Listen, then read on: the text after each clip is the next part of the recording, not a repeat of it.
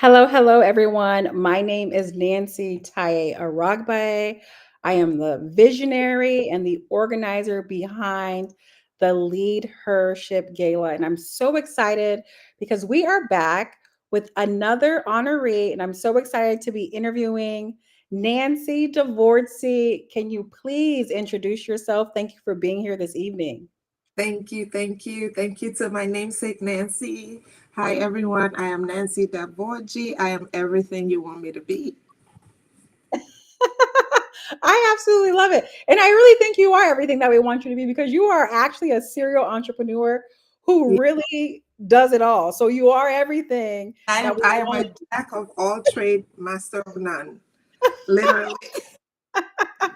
Well, I can't even say you're not mastering anything because you are killing it in the respective spaces that Thank you are in.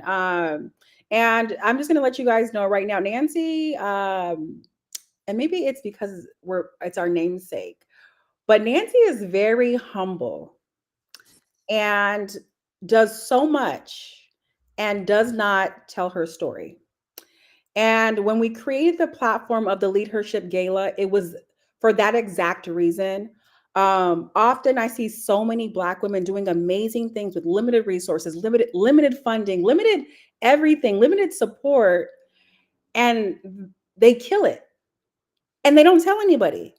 And it's because, women like Nancy do not do it for clout. They do it for impact. And so, Nancy, we're going to brag about you today. Like, I'm here to actually brag about you. Like, it is okay. I'm going to do it for you. You don't even have to do it. I need your I'm, help a little bit. I'm honored. I'm honored.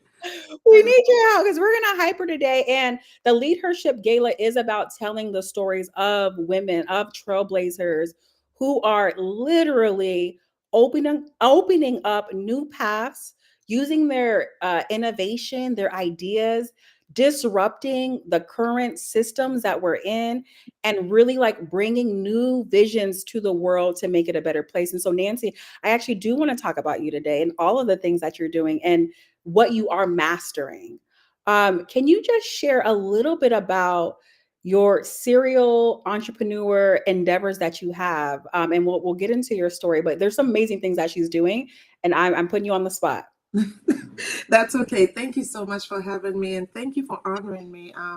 I don't take this honor lightly. It's a pleasure being on the platform and being recognized among these amazing women that I am recognized among.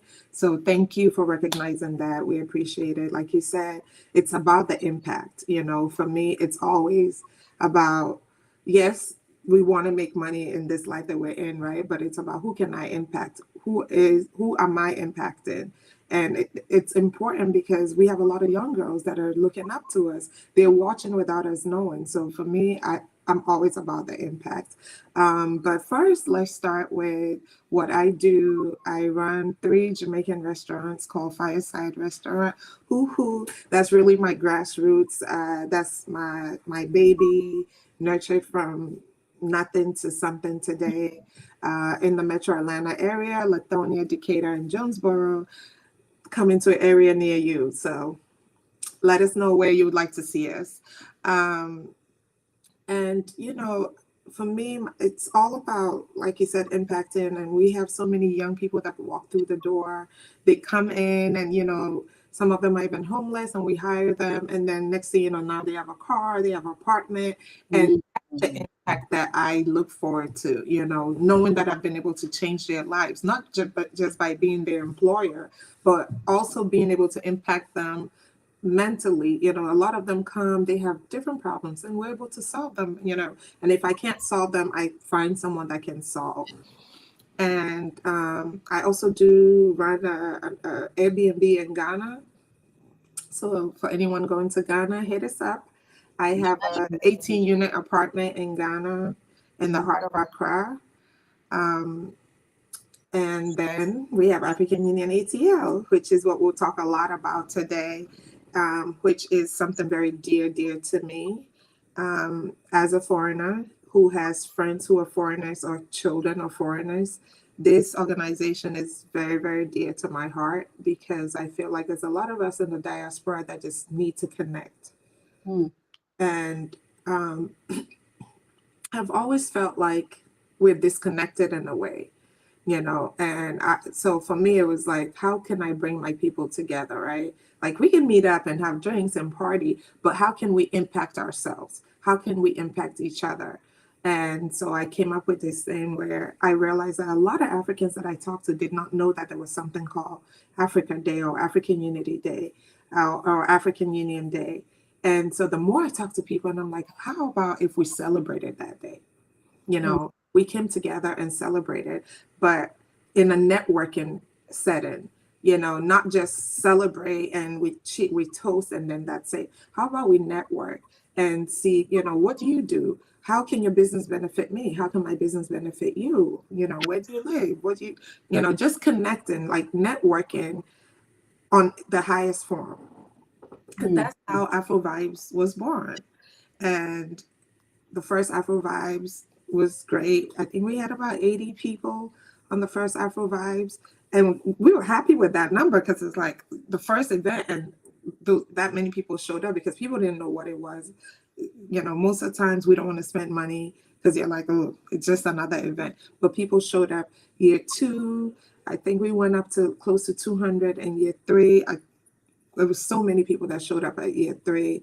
And we were so honored because it was like, where did all these people come from? Because we were prepared, but we weren't prepared. Like you want people to come, but mentally you're not prepared. And mhm. to see so many people in the diaspora coming together to celebrate our continent and to network among each other is something that just made my heart smile. Um, and I'm here to pass the torch, you know, Can impact somebody. can I just share? Like my heart is literally smiling right now.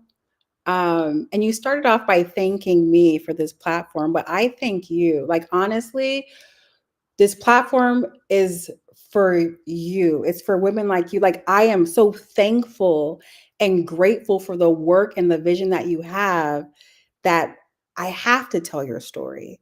And you started off by saying you from nothing to something, and you said it so fast. But that's so powerful, right? To take an idea, to take nothing and to grow it into monthly payroll is nothing light. And then you see this gap in the diaspora, this need to connect Africans in the diaspora, understanding that there's African Union Day, but like we're not really connecting in the way that we need to, and understanding the need for networking. Like you see the gap and then you fill it. And that takes a lot of courage. I mean, and we'll get into that. Like I can't even imagine like the things that you've had to go through and endure, and the fear and all of the things that come with being a visionary.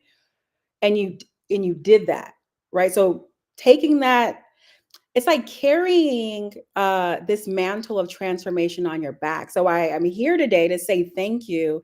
And as you were telling your story, my heart was literally smiling because I'm like, man, Nancy's really dope. Like I'm so glad she's getting this award. Really, really dope. Thank I you. do. I'm gonna pivot back to Africa and the diaspora, and we're gonna talk about this 18 unit. I'm like, ooh, and you in real estate, girl, you just killing it.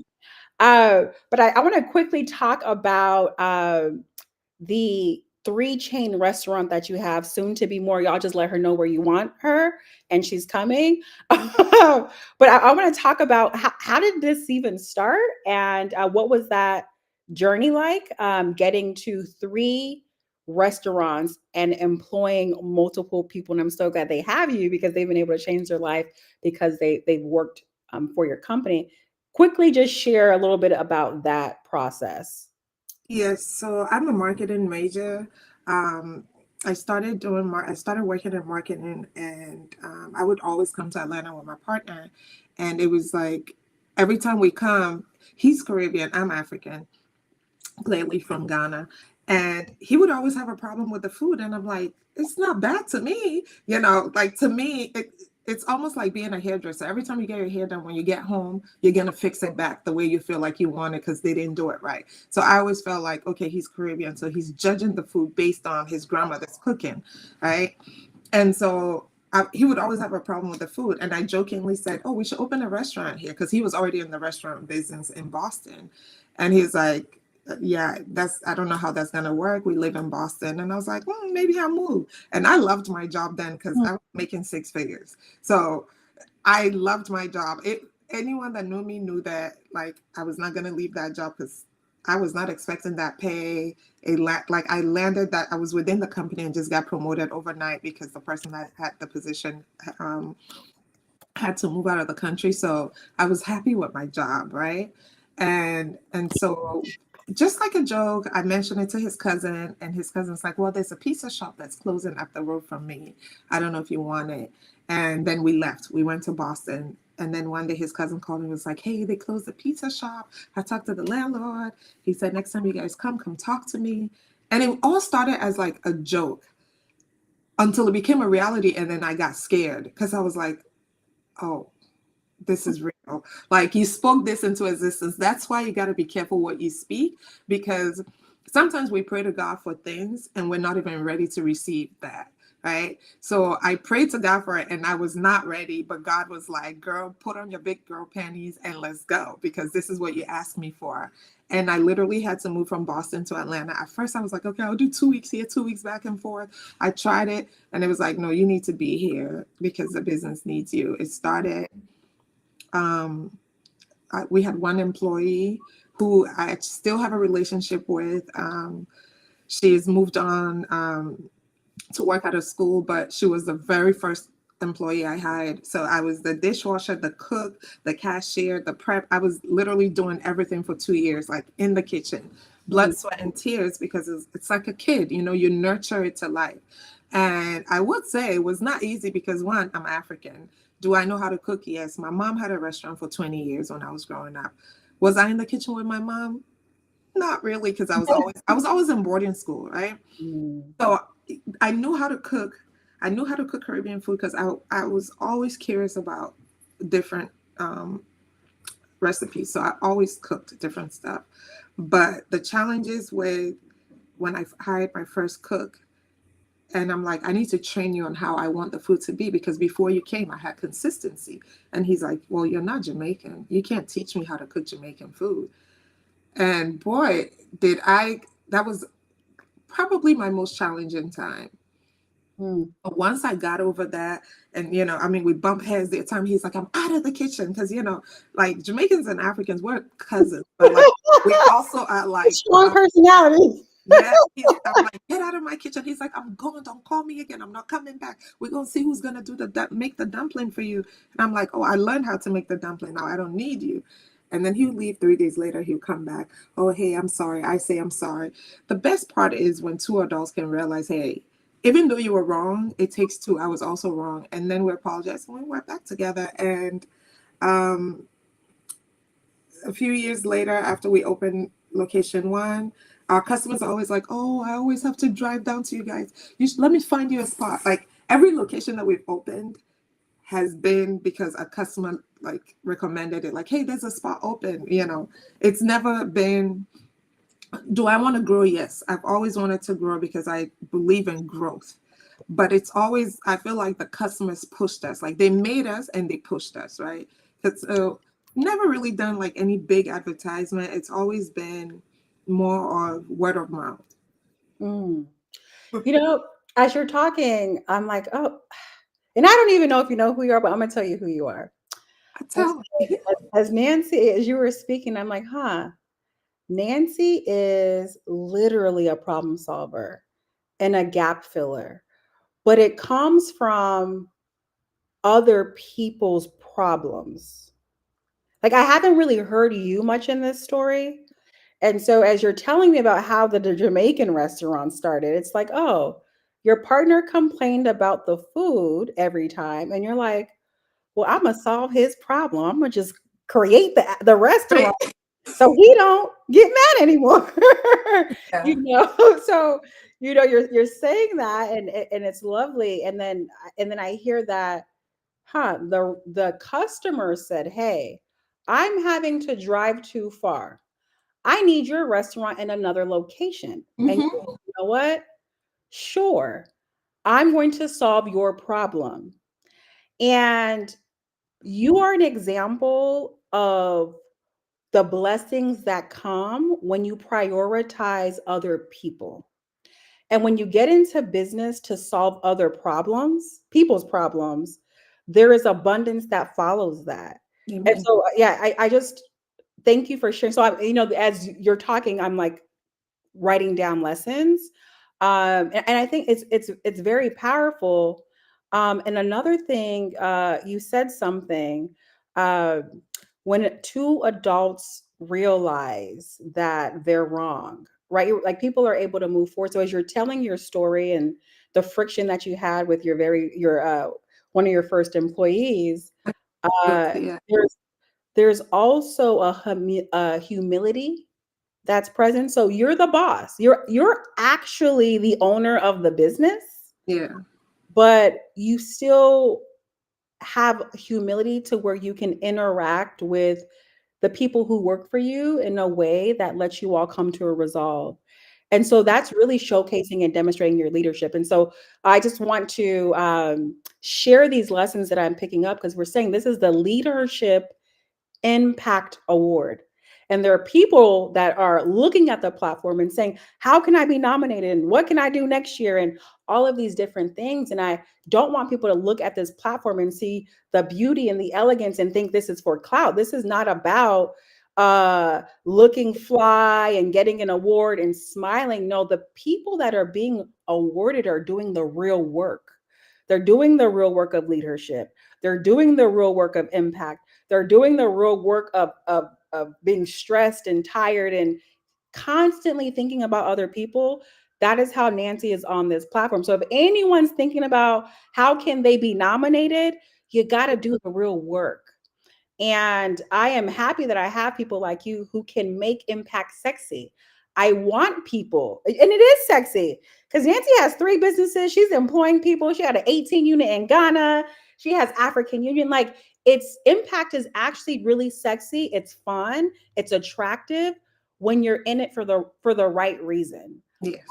So thank you. And I actually want to pivot to African Union ATL because I loved the 80 to the 200 I don't even know how many people came the third year, right? It's I think we the had about the 350 this year. how many? About 350. So she's doing more than doubling. So very impactful, but I want to talk about where did this even start? Like how did we get to I know you talked about it a little bit. There was African Yeah. Union Day, May 25th, I believe. Yeah. Um, yeah, where did this come from and what was the process in starting? So I always wanted to go, go to events that were impacting the culture, right? That was honoring our culture because what a lot of people don't realize is that Africa is a continent full of vibrant cultures, so many people, and we don't celebrate our continent enough, right? Mhm. 10 years ago, it wasn't cool to be African. 15 years ago, we weren't celebrating African. It was like if somebody asked your name, you whispered it, you didn't say it with your chest out. And Mm, now the world, thanks to technology, the world gets to see that no, Africans are not poor. Africa is a beautiful continent full of resources. And so my dad was like big on like African Unity Day. Like he would always educate us about how it's important for Africans to unite. I came to America when I was 16 as an exchange student. And one of the few things my dad said to me when I was leaving was like, when you meet Africans out there, make sure mm, you connect with them. Make sure they're your brothers and sisters. And so that stuck with me. And every African I met was like, "Oh, my brother, oh, my sister." And people always like, "Oh, that's your brother." I'm like, "Well, yeah, my African brother," you know. So when I was like, the more I talk to people, I think one African Union Day I was like, "Hey, what are we doing for this day?" And my friends are like, "What is that day?" And I'm like, "It's yeah, African Unity Day." So for those of you who don't know, There is an actual African Union Day, which is May 25th, which is celebrated across the continent because in 1963, for the first time, 30 countries gained independence. Those leaders came together and formed African Union. Their dream was to have one country, Africa as a country, one country, one language, one currency, mobilization. But unfortunately, as everyone knows, those leaders got killed because for some reason, Africa has just suffered, you know, over the years. Anyone that had a vision that would put Africa on the map, they got taken out. So May 25th has been celebrated since 1963. It's not anything new. It's just that a lot of people don't know about it because they're not educated about it. Um, and I urge my brothers and sisters who have kids now, make sure that your kids know because we're going to be gone one day. And these kids need to know that there is a day that at least that one day we come together. Everyone has their independent day, but this day was supposed to be African Liberation Day to be celebrated by Africans. And so shout out to Nita, by the way. She was the first person that I ever told about this. I'd been holding it in. And one day I told her and she was like, do it, do it, do it. And I was like, really? Because I was so scared. I thought she was going to be like, nobody's going to come. Nobody knows about this day, but nobody's going to come. But she was the first person I ever told. And she was like, do it. What do you need? And I'm not used to going to somebody with an idea and their first thing they say is, what do you need? Right. So like, what do I need? Everything. I need you to hold my hand. Like I literally need everything. And then COVID hit. So I was like, well, let's wait and see what happens with COVID. So then when COVID was dying down, she was like, honestly, there is no right time. Just do it. And the people that come will come and then you just grow. Right. So that first year we were just coming out of COVID. So it was a bit shaky. Like we didn't know what the turnout was going to be. People were still wearing masks. Yeah. People were still doing that 6 feet. There was a lot happening, but I did have like some amazing people on the team that were like pushing, and I do appreciate women around me that just love to push me to where I am and where I'm going. And I pray to God to continue to surround me with women that share the same vision with me and understand that we're here for a certain amount of time and it's important to impact those around us, because when you leave, it's your impact is what people remember. So that's one of the stories of African Union. But after the first event, people are like, oh, we can't do this once a year. I'm like, well, African Union Day is just once a year. And they're like, well, come up with something. We can do this every month. And I'm like, well, no. So I got a lot going on because I also run an online Afrocentric boutique, Zuri Culture. So I had a lot going on. So I'm like, well, I can't do this every month. And one day, again, I called Nita again. I'm sure she'd be tired of me by now. I called her. I was like, hey, I have this idea. I want to do a ball. And she's like, okay, tell me more. And then I told her, she's like, do it, do it. I'm like, okay. I know who's going to be like, do it because she always do. My other girlfriend, Adjoa, she was also Miss Adjoa Beauty. She was like, yes, let's do it. What do you need?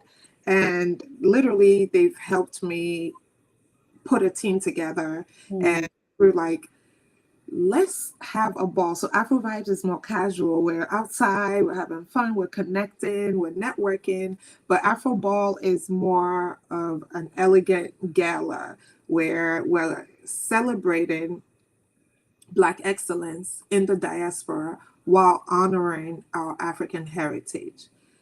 So they go hand in hand, right? African Union is celebrating African unity. We're celebrating our unity in the diaspora. And then Afro Vibes is celebrating African unity. And then Afro Ball is honoring our African heritage in an elegant setting. I love it. Absolutely needed. And I can attest, so I am Nigerian American. And I just remember going to school, right? And like kids were mean and it wasn't cool to be African. And you had people who are not from the space, who do not understand the culture, who were able to tell the narrative of Africa and the way they decided to. Yeah. When the reality is African culture is amazing. It's beautiful. There's so much beauty in African culture. So the work that you're doing is extremely powerful because there's an educational piece, but I think also there's for the African children. When you know who you are, you know about your culture, and you don't allow others to tell you who you are and define who you are, there's also power in that. And so you're helping shift that narrative. And so again, I say thank you. And that just affirms your commitment to people, your commitment to saying no to things that don't sit right in your spirit. People have a choice. Um, they can see a problem and say, man, that's a problem. I wish someone would do something about it. Or they can see a problem and say, I'll be the one. And you are the one that just says yes. You say yes to fixing problems, and that's not always easy. So I love your story so much. You said three things: reshaping narrative, education. I'm pulling out themes. There's a theme of unity. And one thing that you said that I think is extremely important, and I encourage anybody, please find your tribe.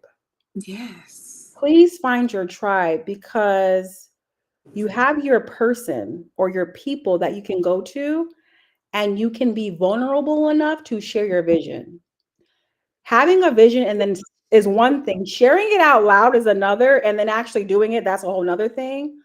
But when you have your tribe, you can in vulnerability share a very scary idea. And that person said yes.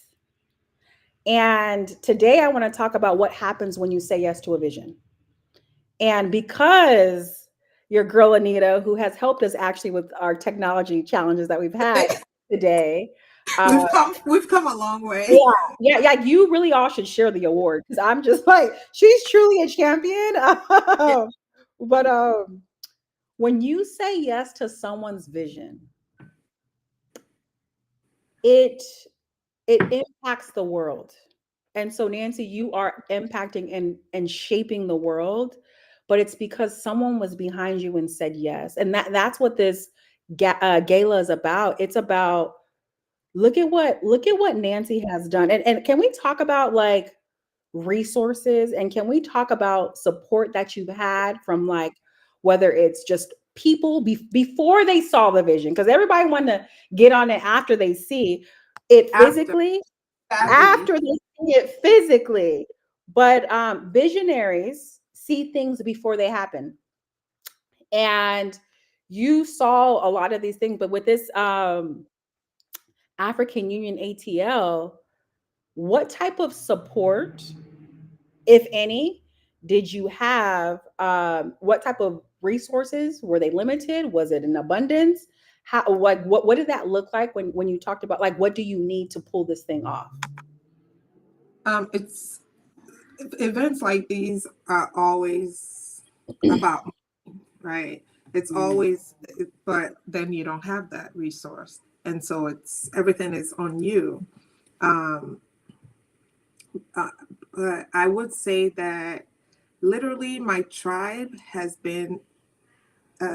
consisted of a lot of women, mm, um, who are all resourceful in their own ways, and they all come together and they help. Like one of my girlfriends is able to make flyers. One person is like tech savvy like Nita, who will help, like, okay, what do you need, let's do this. No, like the flyers, this, like up until I think 2 a.m. this morning we were working on a frame for the photo booth for the wall. And this is like us in a group chat, like, no, take this out, take this out. Like these women could be sleeping and they were mm, up working. We were all up trying to make sure that things are ready, because I was like, hey, this year, can we get a head start? And just like, I want, the ball is on the 9th, but I don't want to be doing any graphics, nothing after the 31st, right? So we're trying to do everything before, because we're practically 3 weeks out. So there's that. The biggest challenge is financial resource, reaching out to people to say, hey, we need sponsorship. That's the biggest. I know you could definitely relate. Just And even people who have resources, not necessarily financial resources, and you reach out to them and like, hey, I have this thing I got going on. Do you mind helping out? And it's never, and I'm going to pivot back to what you said. People always want to jump on afterwards when they Mm. see it on the news, when they see that people they know are involved or are going, then all of a sudden they forgot that you came to them when you were planting the seed. You know, now Mm. they want to the fruits of they can it's bearing fruits and they could just come and enjoy the fruits of the labor. But we need people in the beginning from the grassroots, you Yeah, know. yeah. Um, I want to speak to the power of collective impact. I can totally relate and resonate with the struggle of the beginning phase and being the visionary and understanding what the vision will do for others. And this platform, I promise you, it was a vision from the Lord. And I knew I have to do it. Even the one that's in a couple of weeks, 2 weeks, 2.5 weeks from now. yeah, Um, I believe in it so much. I'm willing to put in whatever I need to do, whoever, whatever time, money, because I believe in the power of a woman, particularly a Black woman with a vision. I believe that women lead every day in every industry, like everywhere in every industry. I believe that. And when they lead and when they're supported, it's one thing to lead, it's another thing to lead and be supported. When women lead and they're supported, transformation truly happens. And so yes, this platform is a way of showcasing that and demonstrating it physically. People only a lot of our stories aren't being told, so they don't know the impact that's happening. And so because they don't know and they can't see, there is no support. So we need support. Whoever is listening, support is critical, whether it's a $5 donation or a $20,000 sponsorship or a share on social media. Whatever, we need support, or an in-kind. We cannot change the world and make lives better without the support of other people. So collective impact is real. So I do want to say that. And I want to talk about your impact quickly because we're going to have to end soon. But going back to transformation, you started off with one employee. Can you speak to how many employees are currently working for you currently? Uh, Payroll. so currently at Fireside, I have 55 employees now. I've been in business for 14 years. We just celebrated our 14th anniversary about 3 weeks ago. Um, it's always a humbling moment when I sit back and think of that one day during construction, and I was exhausted. And a guy walked by and he's like, "What are you doing?" And I was like, "Oh, putting a restaurant." He's like, "Oh, you're not gonna last more than 6 months." Wow. And I was like, "Why?" And he said, "Well, every restaurant that's been here, their time limit is 6 months. This place is." Wow. I said, "Well, I'm here to break that curse." And Come on. he Come just on. walked away. I would never forget that moment. Mm. And believe it or not, he's become a customer and he's one of my day one customer. He always looks at me and he said, "You broke that curse, didn't you?" Ah, sure did. So, um, no, I'm always humbled when I think about that moment because I was tired. I was literally laying the towels on the floor. I was helping with construction from Mm, beginning to end. And today to watch when I'm sitting in my car and I pull up and there's 12, 13, 15 people in line and then I see some sitting and they're enjoying their food. My belly is full from watching that. I don't need no food. I don't need to. So that alone is enough for me. Um, and even with the events, you know, this year I remember um, my girlfriend Nimi, who's also a dear friend of yours. She came up to me and she said, "Do you see all these people?" And I said, "Yes." mm, And she's like, "I am so happy for you." And then there's actually a video of when she was talking, Nita pulled up and they were both just pouring into me and pouring into me. And I literally had to remind myself that somebody's video and do not cry because just knowing that other women are pouring so much into you mm. it's such a blessing that we I feel like we probably take lightly, because even Mimi, the first last year for Afro Ball, she's like, "What do you need?" Mm. And I said, "Well, I need a red carpet person. I contacted someone. They wanted to charge this amount. I don't have it." She's like, "I'll do it for you."